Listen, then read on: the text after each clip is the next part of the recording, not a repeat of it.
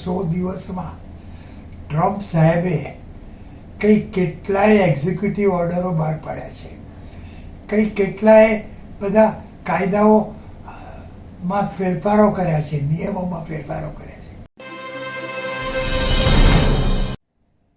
ખબર છે ને દર્શક મિત્રો, હું ડૉક્ટર સુધીર શાહ એડવોકેટ આજે 30મી એપ્રિલ 2025ના દિવસે આપ સૌને એકવાર ફરીથી આ ખબર છે ચેનલમાં અમેરિકાના વિઝા વિશે જાણકારી આપવા હાજર થયો છું.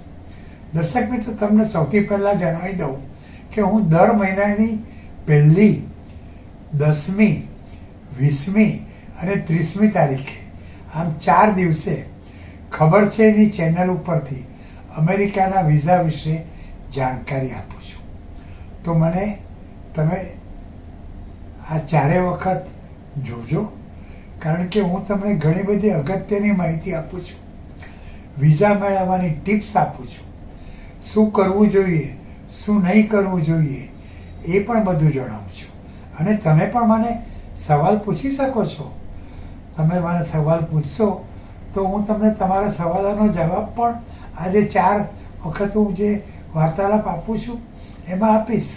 તો મારો મોબાઈલ નંબર છે 9820419469 અને મારું ઈમેલ એડ્રેસ છે sudhirshah1940@gmail.com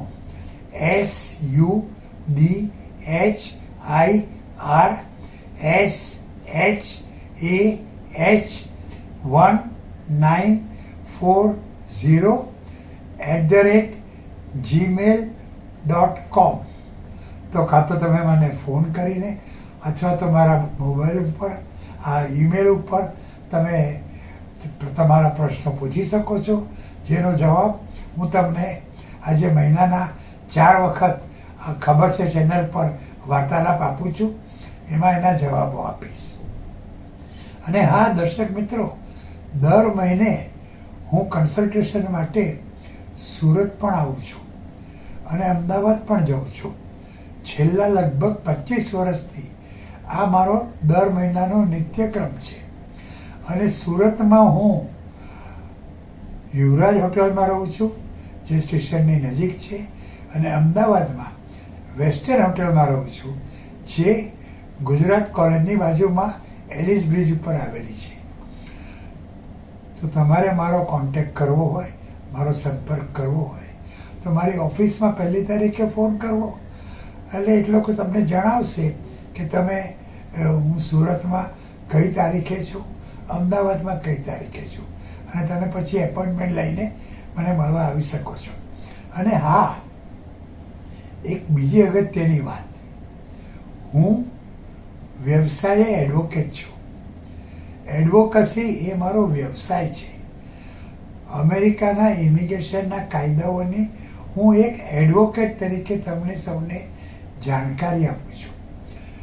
એક એડવોકેટ તરીકે તમને સલાહ આપું છું, તમારા વિઝાની અરજી કરી આપું છું, ફોર્મ ભરી આપું છું, કંઈક ખોટું કર્યું હોય તો વેવરની અરજી કરી આપું છું, પિટિશનર ગુજરી ગયા હોય તો સબસ્ટિટ્યુશનની અરજી કરી આપું છું, બાળકની ઉંમર વધી ગઈ હોય તો ચાઇલ્ડ સ્ટેટસ પ્રોટેક્શન એક્ટ હેઠળ પણ તમારું પિટિશન દાખલ કરી આપું છું. અને આ બધાની મારે ફી તો લેવી જ પડે, કારણ કે અગર ઘોડા જો ઘાસ સે દોસ્તી કરેગા તો ખાએગા ક્યાં.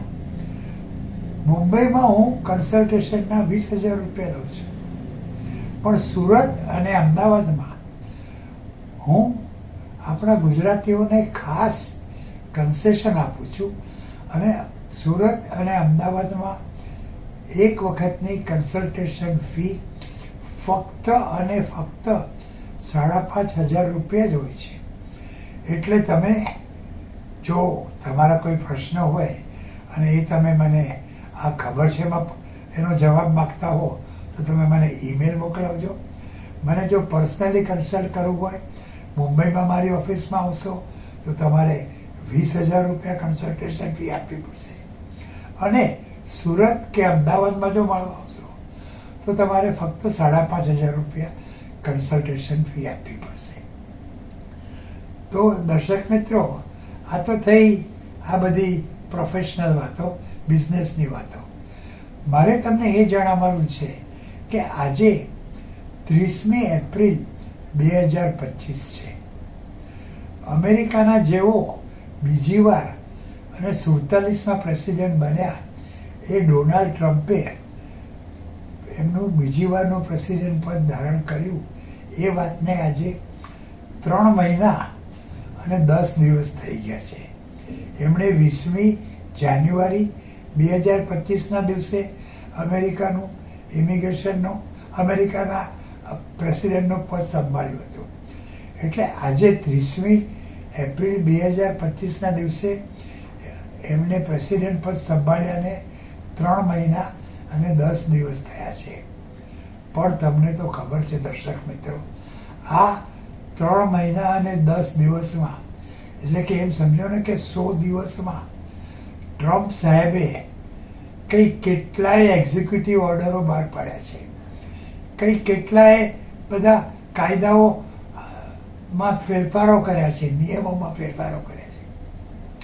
અને અમેરિકામાં રહેતા લોકોને, અમેરિકાની બહાર રહેતા લોકોને, જે લોકોના અમેરિકન સ્વપ્ના છે, જે લોકો અમેરિકામાં લાખો રૂપિયા ખર્ચીને ભણવા ગયા છે, એ બધાના જીવ અદ્ધર થઈ ગયા છે, ગભરાઈ ગયા છે. હવે શું થશે, હવે શું થશે, એવું તેઓ કહેવા લાગ્યા છે. પણ દર્શક મિત્રો, મારે તમને, મેં આ પહેલાં પણ તમને આ ચેનલમાં કીધેલું છે અને આજે ફરીથી તમને કહું છું કે જો તમે અમેરિકામાં B1 B2 વિઝા પર જાઓ, B1 વિઝા બિઝનેસમેનો માટે છે, B2 વિઝા ટુરિસ્ટો માટે છે. જો તમે અમેરિકામાં B1 B2 વિઝા પર જાઓ તો તમારે બિઝનેસને લગતા જ કાર્યો કરવા જોઈએ, ટુરિસ્ટને લગતા જ કાર્યો કરવા જોઈએ. તમે જ્યારે અમેરિકામાં પ્રવેશશો ત્યારે તમને કહેવામાં આવશે, પૂછવામાં આવશે કે તમે શા માટે આવ્યા છો. તમે કહેશો કે બિઝનેસ માટે આવ્યા છો, તો એ લોકો તમારા પાસપોર્ટ ઉપર B-1 સ્ટેટસ એવું લખશે. એટલે કે તમારું અમેરિકામાં જે સ્ટેટસ છે એ એક બિઝનેસમેનનું છે. સ્ટેટસ એટલે કાર્ય. તમે અમેરિકામાં એક બિઝનેસમેન જે કાર્ય કરી શકે એ જ કરી શકો. જો તમે ફરવા ગયા હો તો તમને તમારું સ્ટેટસ એ લોકો B2 સ્ટેટસ આપશે. તમે સ્ટુડન્ટ વિઝા F1 યા M1 એના ઉપર અમેરિકામાં ગયા હો તો તમે ત્યાં ભણવા ગયા છો તો તમારું સ્ટેટસ સ્ટુડન્ટનું રહેશે. તમારે ત્યાં ભણવું જોઈએ, ભણવા સિવાય બીજું કંઈ ન કરવું જોઈએ. તમે જે પ્રકારના નોન ઇમિગ્રન્ટ વિઝા ઉપર અમેરિકામાં ગયા હો, તમારે એ જ પ્રકારનું કાર્ય, એ જ પ્રકારનું સ્ટેટસ અમેરિકામાં કરવું જોઈએ. તમને એક બીજી વાત જણાવું, અને ખાસ કરીને વિદ્યાર્થીઓ જેઓ લાખો રૂપિયા ખર્ચીને અમેરિકામાં ભણવા જાય છે, એમણે આ ખાસ ધ્યાનમાં રાખવા જેવી વાત છે. તમારી જે ટ્યુશન ફી હોય એ હવાલા મારફતે નહીં મંગાવતા, નહીં તો તમે મુશ્કેલીમાં મુકાઈ શકશો. તમે કોલેજમાં એડમિશન લેવા માટે જે ફોર્મ ભરો, જે નિબંધ લખો, જે સ્ટેટમેન્ટ ઓફ પર્પઝ લખો, જે દસ્તાવેજો દેખાવો, એ બધા સાચા હોવા જોઈએ. ખોટી બાતમી આપવી ન જોઈએ. ઇન્ટરવ્યૂમાં પણ સાચું જ બોલવું જોઈએ, ખોટા દસ્તાવેજો દેખાડવા ન જોઈએ. અમેરિકામાં જાઓ તો વિદ્યાર્થી તરીકે જાઓ છો. વિદ્યાર્થીઓને ત્યાં કામ કરવાની છૂટ નથી. તેઓ ફક્ત પરમિશન મેળવીને કેમ્પસ ઉપર અઠવાડિયાના 20 કલાક કામ કરી શકે છે. એટલે તમારે જો જરૂર હોય, ઈચ્છા હોય, અનુભવ લેવો હોય તો પરમિશન લો અને તમારા કેમ્પસ ઉપર અઠવાડિયાના 20 કલાક કામ કરો. પણ કેમ્પસની બહાર કામ બિલકુલ કરતા નહીં, નોકરી કરતા નહીં તો મુશ્કેલીમાં આવી પડશો.